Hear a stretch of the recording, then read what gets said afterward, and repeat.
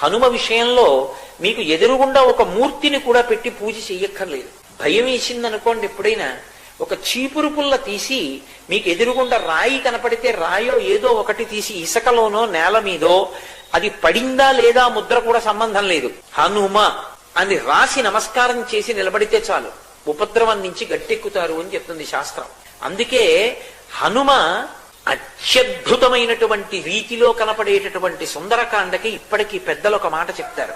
ఏదైనా జీవితంలో జటిలమైన సమస్య వచ్చినప్పుడు దాన్ని ఎలా పరిష్కరించుకోవాలో అర్థం కాకపోతే సుందరకాండ పుస్తకం తీసుకొచ్చి అక్కడ పెట్టి రామచంద్రమూర్తికి, సీతమ్మకి, హనుమకి నమస్కారం చేసి ఒక కొత్త చీపురు పుల్లని తెచ్చి కళ్ళు మూసుకుని సుందరకాండలోకి గుచ్చితే ఏ కాగితం దగ్గరికి చీపురు పుల్ల గుచ్చుకుంటుందో అక్కడ సుందరకాండ విప్పి చూస్తే మీ సమస్యకి పరిష్కారం రామాయణ కథాంతర్గతంగా అక్కడ ఉంటుంది.